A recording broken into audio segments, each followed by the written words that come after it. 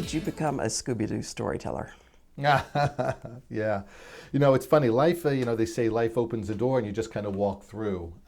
This was not something I was certainly looking for at the time when I first started. I was working full time. I was in grad school part time. Our older daughter was about 8 months old. And a friend of my wife's and mine, someone who my wife knew actually from school and from camp, who I'd become friendly with and whatever, she called out of the blue one night and said, "Hey, James," and she happened to be working at Scholastic as an editor, and she started there as an intern and kind of worked her way up, and we'd always, wouldn't it be fun to write stuff? And anyway, she called me one night and said, "Hey, we just got the license from Warner Brothers to make a whole bunch of books about Scooby Doo, and I think this might be a really good fit for you. If this is something you'd be interested in, you want to give it a try." So I pause for a second. So I think about my life and school and a young kid and da-da-da and da-da-da, da-da-da. But I'm thinking, well, sure, I want to try. Why not? Who wouldn't want to try to write a Scooby-Doo mystery story, right? So she said, great. And so the process began where she sent me a couple of character reference books, like the official Hanna-Barbera character reference guides. And she'd walked me through certain things. And I had watched the cartoons growing up. And so, I watched a couple more just to refresh my memory about the characters and things. And then I just started writing, and the challenge was, how am I going to translate this cartoon, adventure into a literary structure? And so it took a little time, but I, kind of worked through the story and wrote the first one, and I sent it off, and she really liked it and said this was really good. And I'm guessing other people liked it too, but they said, "Would you like to write another one?" I said, "Oh, okay." But then what they don't tell you about the second book is that it's always like twice as hard as the first book. Because the first book, you don't know what you don't know. So you just go, all right, I'm writing a story, 11 o'clock at night. I come back from work, back from grad school, everyone's asleep. I go to the basement, writing a story, Scooby-Doo, Scooby-Doo, this is great. But then the next one, it's like, what did I do the first time? And you get so caught in the cycle of, I have to repeat everything I did. But I made it through, and with some help from my friend who was my editor. And then she said, all right, how about a couple more? So, okay. And then I cracked the formula. I figured out this is how I structure my story, and I came with what was essentially the recipe, the formula for putting these books together, and then it took off from there.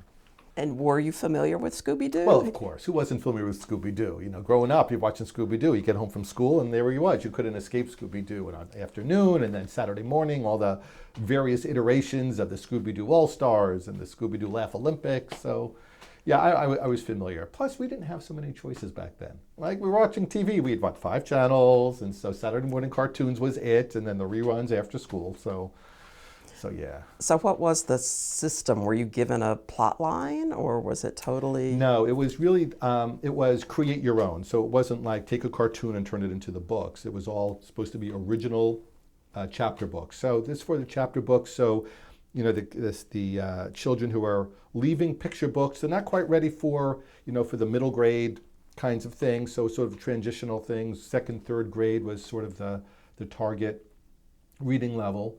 And essentially what I did was I kind of broke down how the cartoons worked, like what was happening in the story, finding the key story elements. And then I transferred that into what became my formula for writing a 9-chapter middle grade chapter book. And so it was, you set the scene. You start with your setting, right? So you're going to meet the gang. They're going someplace.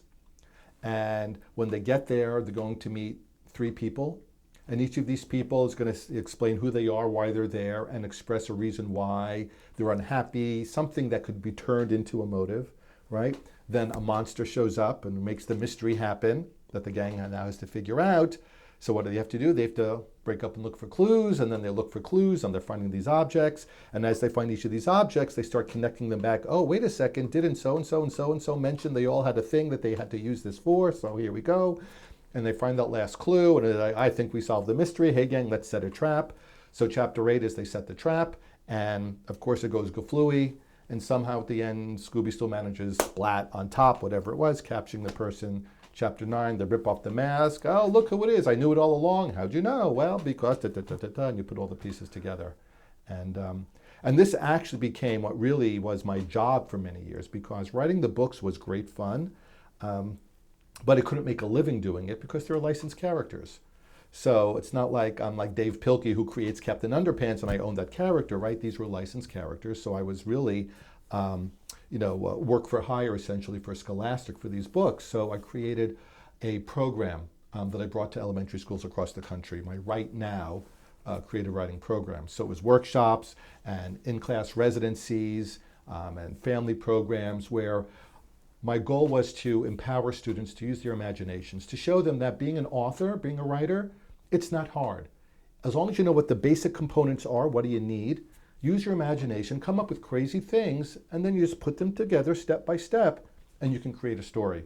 So what I just described to you was sort of the foundation of this writing program I created that I would take to schools. So I traveled around. I'd visit between 80 and 100 schools every school year for a number of years, traveling, from here in New Jersey through the greater New York metropolitan area up to New England, flew out to Texas, to Seattle, like all these places that I wanted to visit where we had friends, and spread the joy of creative writing. And then for me, it was really about getting kids excited about using their imaginations and to demystify the mystery writing process.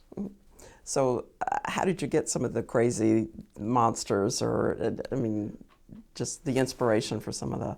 Yeah, I think I'm wired weirdly. So for me, I literally, my routine was, and working from home takes a lot of discipline. It's not something that comes easily. And so it took me a little while to get used to that, but I would set aside, I'd go downstairs and my office, downstairs in the house, and I'd go down and I would brainstorm. And for me, there's nothing more powerful than a good pen and a legal pad, and I just scribble ideas and I think, where have I been? What have I seen? And not so much movies or books I've read, but just life experiences. What did I do this weekend? Oh, I went to the park. I went to the grocery store. What could happen there? Oh my goodness, an oatmeal monster, right? Well, there's a story. There's an idea right there because, I had oatmeal for breakfast. How cool is that? I can write any kind of monster I want. So I'm going to have an oatmeal monster, and he's going to show up at a diner. And what's he going to do? He's going to steal all the money from the cash register and the cook's secret recipe for for the brownies that everyone loves. And there's your Scooby-Doo mystery right there. I never wrote that story, but it's literally exactly how it happens sometimes. And sometimes it would take me a couple of days of pounding my head on the desk. And sometimes it would be like that. Spews forth. What are your theories about Scooby-Doo's popularity? That's a great question. It's amazing the endurance that this character has had, how he's held on. I think part of it is the friendship. Like this, at the core of what Scooby-Doo and the gang's all about, it's about friendship. It's about who these people are. They work together, they argue. My gosh, they live in that van practically. They travel around. You know what closeness is. Any family unit, all this kind of stuff. And through it all, they stick together. They have each other's backs. They understand each other. They know how to work together. And even though it was very oversimplified in that way, I think that's one of the appeals of the characters. That for people, it's just look at this group of folks who, through thick and thin, through scary and whatever, you can count on them, to be a certain way. And I think also Scooby's innocence, and their special relationship he has with Shaggy. It really is an extra level of a depth of friendship, and how they get along and really, can communicate in a way that's different from how other people. Yes, Scooby has a row speak, but still the connection between, a dog and its parent, its master, its owner, whatever, its family, is special. And anyone who has a dog knows that too. And I think there's something very appealing about that. Sort of the goofiness, the innocence. It's just fun. At the end of the day, it's also all about fun. Yeah, because Scooby had to have his own personality. Yeah. He was Did you have a favorite character? It's funny. The kids would always say, "Oh, who's your favorite character? Who's your favorite character?" And they said, "What's your favorite book?" And it's not like I have favorite characters or favorite books. I will say that I have a very strong identification with Shaggy, and so when I would write those scenes, those were always so much fun.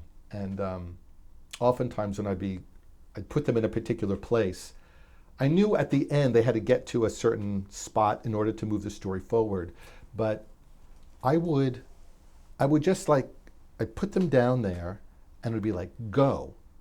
And I felt so connected to the characters that I didn't feel like I was making it up as it was going along. I felt like I was just kind of watching what's happening and I'm just typing what I'm seeing. Like these characters in my head were almost freestanding with their own free will, and they were just doing stuff and responding to each other, and I'm just there taking notes. And so Shaggy for me was really my main connection into that world. What did your kids think of this? Were you the cool dad? I was much cooler to their friends because I was still dad. It's interesting. I think that they felt like, okay, this is what my dad does. He writes these cool stories. And I think for them it was more interesting to see how people around them responded to me. Like, what are you talking about? That's just my dad, kind of a thing, because I'm doing dad things. And the flexibility that this job gave me was really important because I was doing it during a time when they were younger. And here at the Haworth School, one of the great things about it, and also one of the frustrating things, is that there are wonderful opportunities for parents to be involved in their assemblies and things like that, and not always friendly to families with working parents, because it's a real challenge when the expectation is a parent should be there. But nevertheless, I did have flexibility for a period of time when I could actually be there. And how did your Scooby writing prepare you for this job, for the summer camp?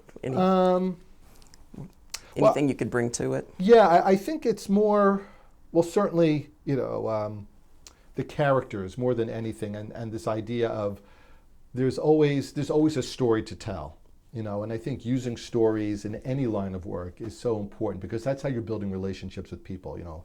The summer camp is primarily about the relationships and the experience you're providing for people. And so, you think about how everything can be a story that you're telling. You want every child to feel like their summer experience is a story, right? What'd you do? And so they're going to be the hero of their story. And so they come to a camp and they're going to make friends and they're going to try new things and they're going to climb to a top of a tower and they're going to literally become the hero of a story that they had no idea that they were writing along the way. So all of my writing that I've done, whether Scooby Doo, other characters, I did some SpongeBob books, other stuff, as well as some original stories, all of that for me is just how important it is to who we are, and the way we relate to each other is when you're meeting someone you don't know, you want to get to know them. So let me tell you a story.